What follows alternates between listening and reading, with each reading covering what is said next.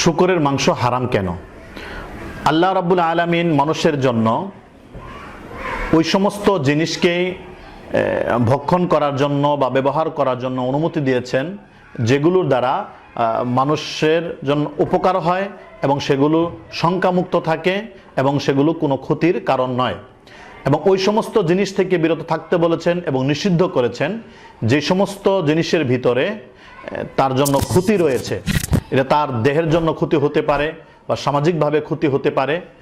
আল্লাহ রাব্বুল আলামিনের কোনো নির্দেশনায় হিকমত থেকে বা কৌশল থেকে খালি নয়। তো আল্লাহ রাব্বুল আলামিন কুরআনুল কারীমের 4 জায়গাতে শুকরের মাংসকে হারাম করেছেন। সূরা বাকারার 173 নং আয়াত এবং সূরা মায়েদার 3 নং আয়াত, সূরা আনআমের 145 নং আয়াত এবং সূরা নাহলের 115 নং আয়াত।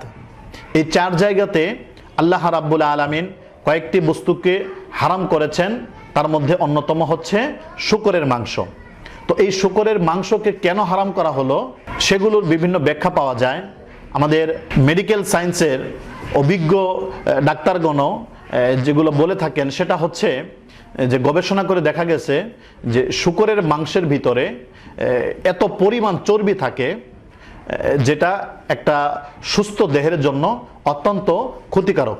কারণ একটা শুকরের দেহের ভিতরে এই পরিমাণ জীবাণু এবং রোগ থাকে যে ডাক্তাররা বলে থাকেন প্রায় 50-এর ঊর্ধ্বে রোগ তার দেহের ভিতরেই বাস করে। এবং তারা এটাও বলেছেন যে এই শুকরের মাংস যদি নিয়মিত কেউ ভক্ষণ করে তাহলে তার শরীরের ভিতরে বিভিন্ন রোগ হতে পারে, তার মধ্যে উচ্চ রক্তচাপ, কৃমি, ফিতা কৃমি সহ বিভিন্ন ভয়ঙ্কর রোগ বা মারাত্মক রোগ হতে পারে, যেটা তার দেহের জন্য অত্যন্ত ক্ষতিকারক। এবং আমাদের মুসলিম ধর্ম ব্যতীত খ্রিস্টান ধর্মের ভিতরেও এটাকে হারাম করা রয়েছে।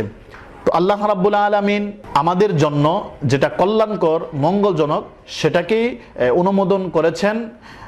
আর এটাকে, এই শুকরের মাংসটা এটা এত নাপাক যে এটাকে যতই পরিষ্কার করা হবে, এটাকে যতই ধোয়া হবে, এটা কখনো পরিষ্কার হবে না, এটা পাক হবে না, কারণ এটা নাজাসাতে আইনি।